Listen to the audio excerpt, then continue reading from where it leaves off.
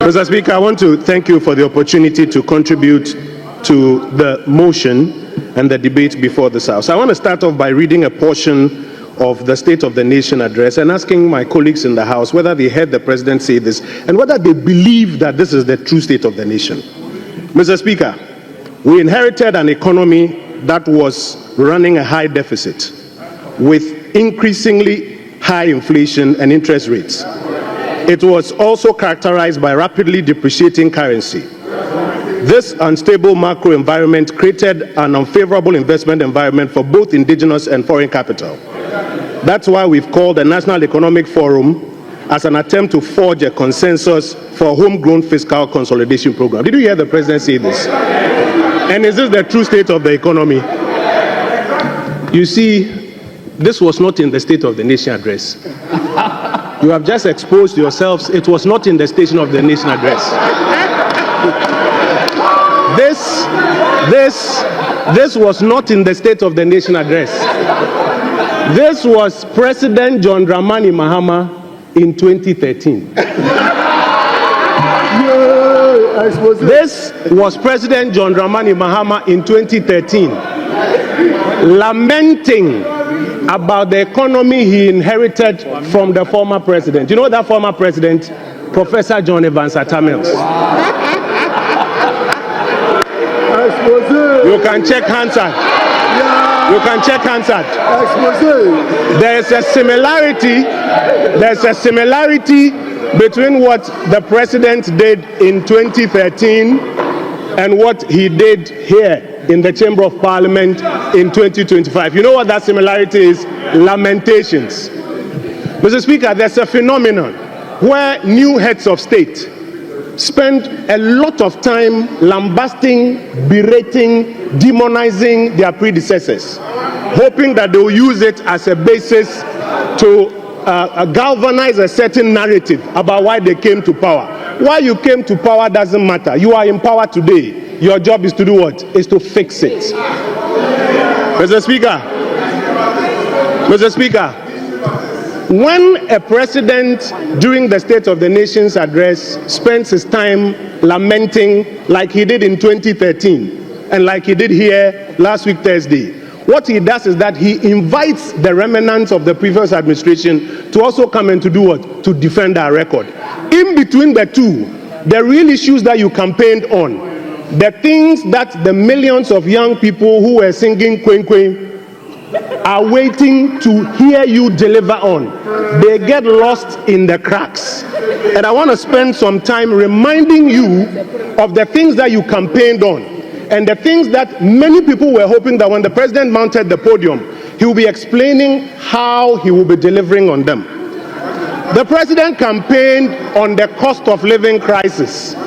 He campaigned that transport fares were high and were still going high, and that if he's given an opportunity to come to power, he will roll out a program to tackle it. Did anybody hear the president here explain how he was going to tackle the phenomenon of transport fares that are going up? He spent all the time lamenting and trying to blame the heads of state of the past, just like he did in 2013. The president campaigned on high electricity bills and the fact that if he has an opportunity to come to power, he will introduce measures to tackle it. When he mounted the podium on Thursday, the expectation was that he will lay out a program, which program we now in Parliament will spend time debating. Did anybody hear the president explain how he's going to tackle electricity tariffs that keep going up? For many months, when the president was campaigning, he was speaking about high food inflation. When he mounted the podium, I was hoping to hear him outline how his program to deal with high food prices. I didn't hear it. I don't know if colleagues heard the president outline it here so that we could be debating it by now. In fact, in the first 2 months of the president's administration, what he has started doing is to remove some of the pillars that helped hold some parts of the economy together. It's not true that everything that went on in the last 8 years was bad. It's not true that everything that went on was good. There were pluses, there were minuses. What we have to be doing now is building on the pluses. But already the president is dismantling the pluses.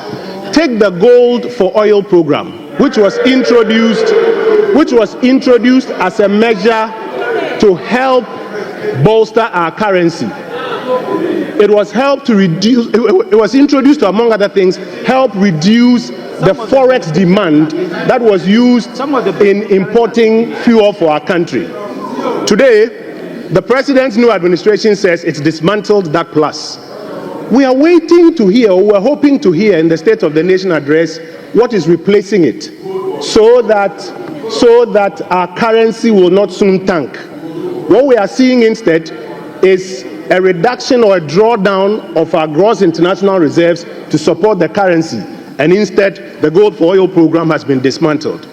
Mr. Speaker, the president traveled the length and breadth of this country talking about unemployment. In fact, he promised the young people of this country that for those who were afraid that if he wins power, he would terminate their appointment, they should fear not. He will keep them. And that for every one of those jobs, Ricketts, for every one of those jobs, he will recruit 2 more people. He says, shocking that when the president assumed office, the first thing he did was to terminate them. Thousands of young Ghanaians who have been properly recruited into the public services, terminated. And while the president mounted the podium, we did not hear him outline a program that he's going to use to create or to expand the job creation bucket. Mr. Speaker, another thing that we were hoping to hear the president talk about was the growth of the Ghanaian economy. Yesterday, I heard my brother Atofosin talking about the fact that yes, there had been growth, but that growth, in his opinion, had not been able to tackle poverty. Growth between 2017 and 2020, when COVID hit, was an average of 7%. Undisputed. President Mahama campaigned on the fact that he's going to do better than 7%. When he mounted the podium, the whole country was expecting that he would outline a program that is going to grow the Ghanaian economy by more than 7%. Did anybody hear him speak about that one? The whole address was used for lamentation, blaming the previous administration and listing debts that he had inherited in various places. But if the president wanted to give a balanced account of what he had inherited, I would have imagined that he would have also spoken about the assets that he inherited. The president did not tell us that when he assumed office on the 7th of January, the gold reserves of this country were 30 tons. And that when he was leaving office the last time, it was 8 tons. That is over 22 tons increase in our gold reserve through Baumia's gold purchase program. The same Baumia that Adongo was bastardizing a few minutes ago. If the president wanted to give a balanced account, I was expecting that he would tell us that when he assumed office, he realized that the Ghanaian economy that he left, the economy which, by the way, during his tenure shrunk by about $10 billion, when he came back, the economy has expanded by about $20 billion. The president did not tell us that. I was expecting that the president, when he mounted the podium, if he wanted to give a balanced account, would tell us that our gross international reserves, which he left at $6.5 billion when he was leaving power, when he came back, the morning of the 8th of January, when he reported to work, he found out that it was about $8.9 billion. This is a balanced account if he wanted to give a balanced account. But no, what he wanted to do was to lament, was to complain, was to blame the previous administration. Mr. Speaker, if indeed our colleagues on the government benches want a reset, the first reset we should be doing is moving away from the politics of the past, where new heads of state spend an inordinate amount of time lambasting, complaining, and blaming the past, and spend very little time putting their programs on the table so that we interrogate and support. When many of your colleagues appeared before the vetting committee and Osahen asked them, were you part of the manifesto committee? Have you seen these provisions that your manifesto has made on this subject? They said no. Deputy Finance. They said no, they haven't seen it. You would have imagined that by now, the programs for governance, you will be laying them here. And those who didn't see it at manifesto time will see it and even contribute their ideas. We've been in government before. sometimes you can be here and you see a colleague lay a paper, you yourself, you don't even know the details, but you are part of the majority. You would imagine that by now, your economic transformation program, you will bring it here. Your 24-hour economic program, you will bring it here. These are the things that we were hoping the president will be giving details about, so that by now Parliament will be seized with them and will be interrogating them. Today, none of them has come before us, and we are spending all our time lambasting the past, trying to blame the past, complaining about the past. That's why Ghanaians voted for you. You have an opportunity to do what? To fix it. No, we don't need to wait for the budget. We need to have them here and now so that we can have an opportunity, you and us, to work on them. Mr. Speaker, I'll be concluding soon. 3 major things that I want to draw the government bench's attention to. Number 1, stop the propaganda. You have won the election already. You don't need to do more propaganda. The propaganda will not create jobs. It won't put food on the tables of people. It won't put clothes on the backs of people. Rather, bring your governance programs. Till date, we don't have a single definition for the 24-hour economy program. Everybody you talk to has a different definition.